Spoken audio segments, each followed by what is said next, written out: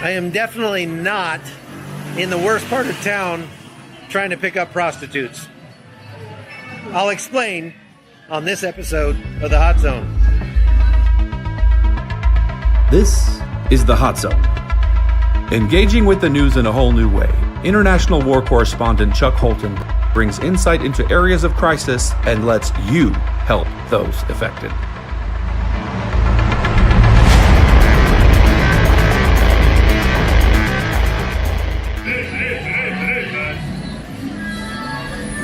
Hey folks, how's it going? This is Chuck Holton, and I am in Cucuta, Colombia tonight in a really seedy part of town, and that's putting it mildly, I would say.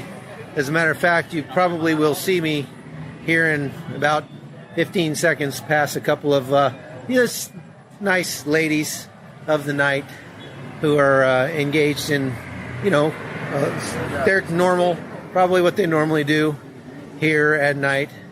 And buenas. ¿Cómo está? There's one. So this is not the kind of place you'd want to bring your kids, of course, but you might be asking why I'm wandering around in this kind of a place at this time of night. It's about 10 o'clock at night. And let me just back up and explain to you how our trip has gone so far here in Cucuta, Colombia, right on the Venezuelan border. This place is a city in crisis, and it's in crisis because that is the loudest taxi I have ever heard. That was amazing. Cucuta is a place in crisis because there are 300,000 or more Venezuelans currently here in Cucuta, and they are flooding into this city, this right here on the border from Venezuela, as Venezuela really just crumbles. It's a slow motion train wreck over there. The kind of things that we've heard over and over again are just how people are literally starving to death. Children are malnourished. There's no medicine. There's no toilet paper. There's nothing over there. We're watching people. Buenas. ¿Cómo está? We're watching people come across carrying copper cable wrapped around their legs, and we ask them what they're doing, and they're selling the copper cable that they've ripped out of the walls in buildings in Venezuela and bring it over here and then turn around and sell it for whatever they can get, which probably explains why there's not a lot in the way of electricity in Venezuela right now in many of the border towns. So if you're wondering whether or not I'm kind of worried I'm going to get rolled out here, the only thing that really worries me is the fact that I'm talking to you at this moment, because it makes it a little bit more difficult for me to maintain situational awareness, let's say. But the very good thing is that this camera I'm talking into has a little screen right there that I can see who's coming up behind me, and that's very helpful right now. This is the kind of place where, it's a transitional space. Very, very dangerous. My friend John Correa talks about, not doing things in transitional spaces that are distracting, because it leaves you open to being robbed. So I might just check behind me once in a while, but that's why I'm doing that, because this is definitely not a good neighborhood. Anyway, we got here and we've been interviewing Venezuelans for the last several days and listening to their stories of absolute suffering and hardship and death, and just they're all so angry at the dictator Nicolas Maduro. As a matter of fact, if you say the name Maduro and there are Venezuelans in your hearing, they will immediately issue an expletive en masse. Maduro! Yeah, I'm not even going to translate what that means.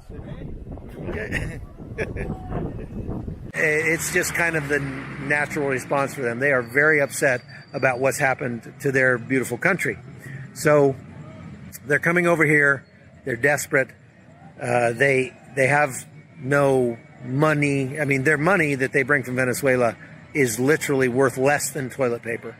And so there's nothing they can do with that. So they have to find a way to make money here. One of the reasons I'm out here tonight is that I'm kind of looking for ways to illustrate that. And one of the best ways you could illustrate that is by meeting prostitutes who are actually mothers with families and husbands back in Venezuela, but they're coming over here to Cucuta and selling their bodies for just a little bit of money in order to make enough money literally to survive. And so, before you go judging, you might ask yourself, just how far would you go to make sure that your children could eat at night, to make sure that your children could get the medical care that they needed? And it's hard to judge these poor women and what they're having to go through. This street that I'm on is the street where the taxi driver told us the Venezuelan prostitutes all hang out. And if I can get up my nerve to actually talk to one of them, maybe we'll find out their story. Maybe they'll punch me in the nose. Maybe I don't know. This is not really my comfort zone, let's put it that way. Nevertheless,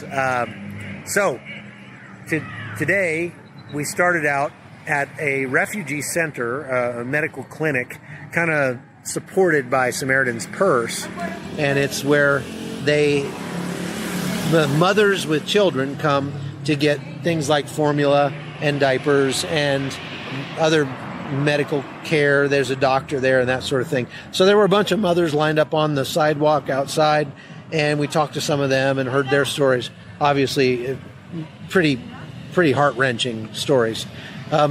It's amazing how many similarities I've noticed between what's going on in Venezuela and what I was seeing in Syria. Now, the stuff in Syria was definitely worse last week when I was there, but it's similar in some ways in that just the level of desperation. You have people literally just, they run out of options. They don't have any other options. And so they're reduced to, stealing, they're reduced to prostitution and just horrible things like that. The stories of these women telling about their babies and the difficulty that they've had. This is, if I go to the hospital in Venezuela, my baby's dead, essentially. I did ask if the government, because it's so broke, because it's so out of money, was maybe encouraging women to abort their babies, and they said no, that's not the case. Abortion is still, in a Latin American country, a very, very kind of taboo thing. Now, somebody coming to talk to me right now. Hola. Buenas. Sí, sí. Disculpa. Sí, sí. ¿Cómo puedo ayudarse? ¿Cuál es su nombre? Jade. Jade. Ajá. ¿Y cómo puedo ayudarse? No importa, ya quiero estarme acá un minuto. ¿Por qué? ¿Hay ¿ya? problemas con ese señor? No, nada. ¿Tiene problemas? No, estoy bien. No, yo también venía. Ah, sí. Yo no lo conozco. ¿Ustedes son venezolanos? Venezolano. Colombiana. ¿Colombiana? ¿Usted? ¿Y él venezolano? Sí. Explíqueme. Pues, okay, so I'm just asking this girl where she's from. She just walked over here and sat down next to me, and I think maybe it's either because she is hoping for some business. ¿Hablas inglés? No, Okay. voy a comprar una pipa. Una pipa. ¿Me espera? Okay. Pero me espera. Estoy aquí como 5 minutos más. Yo me quedo aquí. Mira, Ay. tengo 5 minutos más. So she walked over here. She's a little slower, maybe on drugs or something like that. Drogadicto ella. Explíqueme lo que está pasando con ella. No, un caramelo. Una pipa se le llama un caramelo. Ajá, sí. Un caramelo sí. de menta. Pero ¿por qué está sentado al lado de mí? ¿Quién? Ella. O sea, a mí me llamó la atención eso porque... Sí, en la cámara. Sí. ¿Cuál es su nombre? Heine. Heine? Soy Carlos. Okay, this is Heine. He's from Venezuela, and he just came over because he was interested in the camera. Came over, sat down next to me. Again, I've got to, be careful and keep my head on a swivel here, but people have been really amazingly nice. We got a chance today to go to see what they call la trocha. That is like the shortcut that's people smuggling goods out of Venezuela and into Venezuela, and they don't want to take them in over the bridge where they'll get checked by the police or anything. Take a look at what that looked like.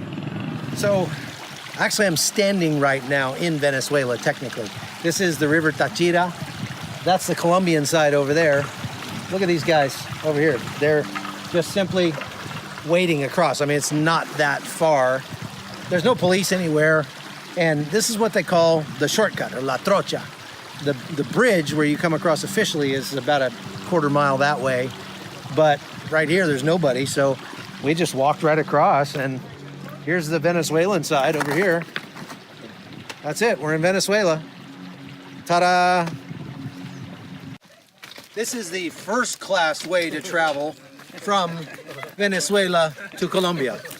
You get food, drink, and a comfortable ride. And nice scenery. So that was pretty interesting.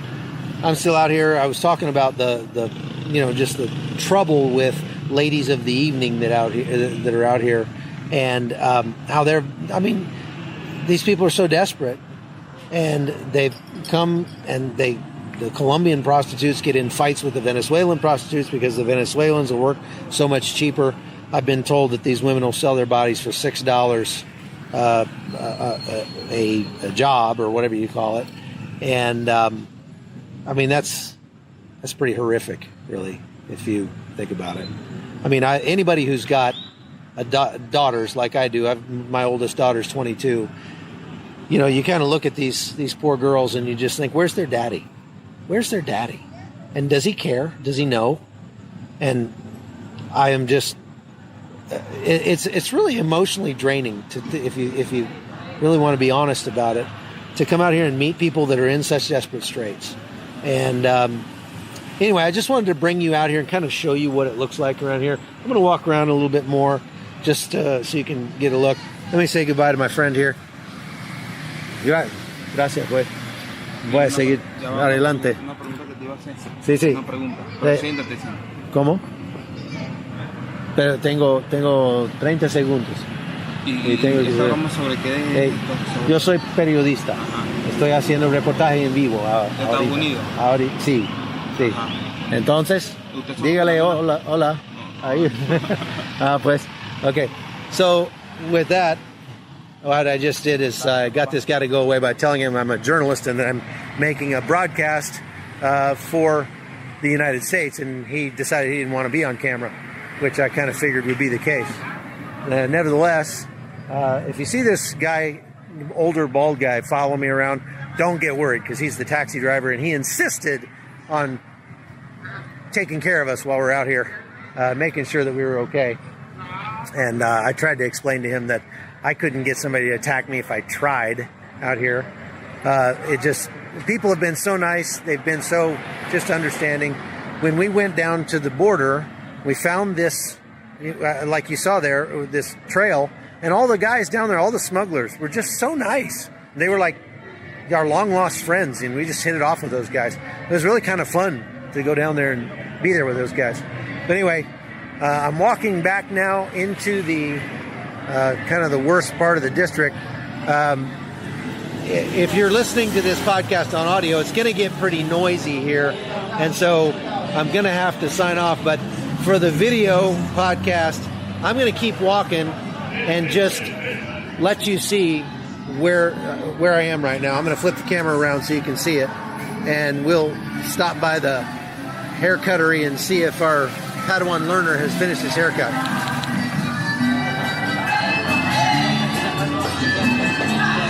I'm done. He's still getting it? Okay, we gotta.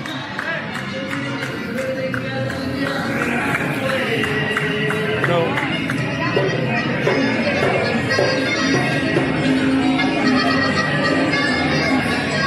Craziness. Not a good place to be. The Hot Zone is produced by Amy Holton and Livefire Media. Copyright 2019.